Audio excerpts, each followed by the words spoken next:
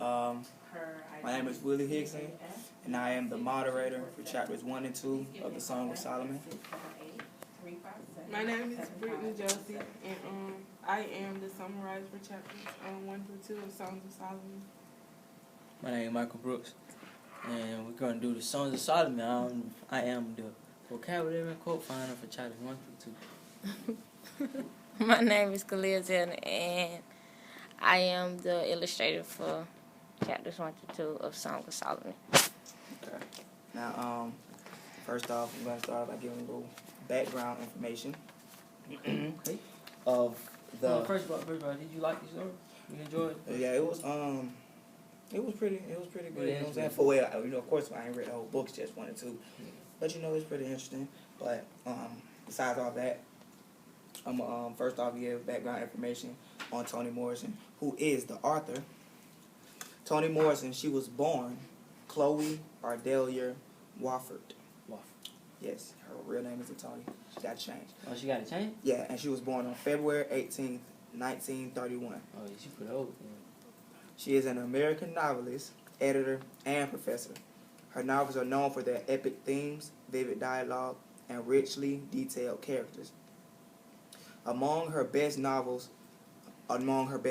novels are The Bluest Eye, Sula, Song of Solomon, which we are reading, and Beloved. She was also commissioned to write the libretto for a new opera. Oh, wow. Margaret Garner first performed in 2005. She won the Pulitzer Prize and the American Book Award in 1988 for Beloved, and the Nobel Peace Prize in 1993. On May 29, 2012, she received the Presidential Medal of Freedom. Freedom? Yeah, so that means that her books really, she's an icon, legend, or whatever you want to call it. But yeah, that's just a little background information. So now I'm going to turn it over to the summarizer.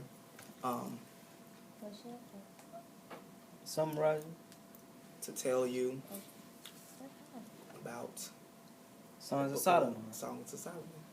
I mean, why we waiting? I mean, shoot, she got a Nobel Peace Prize. Yeah, she got one. Well, we're gonna turn it over. Never mind. We're gonna turn it over to the vocabulary and quote finder, Mike Brooks. Yeah, go ahead. Okay, so while reading, you should turn. Let's turn to page 6, guys. Let's turn to page 6. All right. Things I had peeped on page 6. All right. So, you know, from the beginning of the story, something went down with the roses. Yeah. And the situation was crazy. Everybody was going crazy. Yeah. Then, okay, let me start reading. Her head cocked to one side, her eyes fixed on Mr. Robert Smith. She sang in a powerful contralto. Oh, Sugar Man done fly away, Sugar Man done gone, Sugar Man cut across the sky, Sugar Man gone home. And I think that was used to ease the situation. Yeah.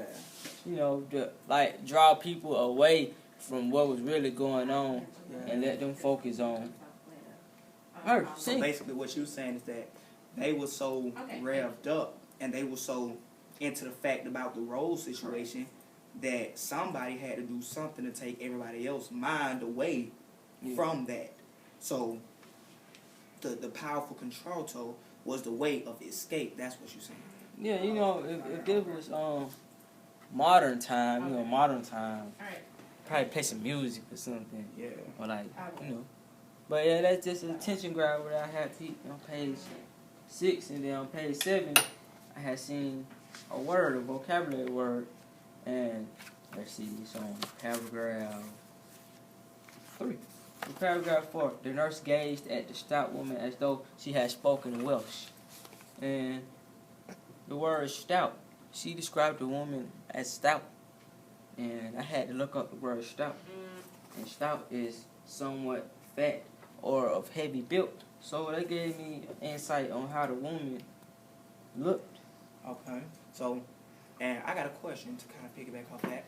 How do you think, okay, where is exactly, because stout is used twice.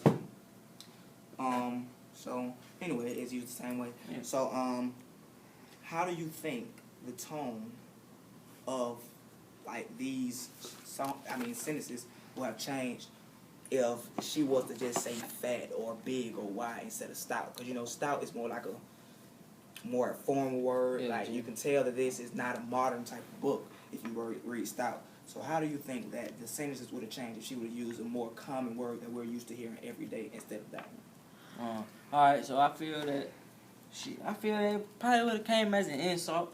I mean, all you have to do is just take the word, the fat woman slid her eyes down. Yeah. That's the narrator speaking. That's not in first, second, or third person. Yeah, because she probably would have took it as a negative connotation. Because, you know, the word stout really don't sound like a very insulting word. Yeah. So she probably took that as okay, stout, whatever. But if she would have just said the fat woman, then it would have been a negative connotation instead of positive. So yeah, I think that would have kind of changed the whole tone of the thing. But yeah, I come down to like formal and informal and colloquially, the slang. Colloquialism. Yeah. Do you have anything to say about this, Brittany? Any feedback you want to give? Page 7. I agree with Michael. I feel like if she would have used, like, if she would have not used that word and used it like another context to use another word like that, it would have been insulting or it would have been like pointing at a negative vibe. Okay. I think that changed the tone because people, as they read the book, they will look at the word fact. Oh,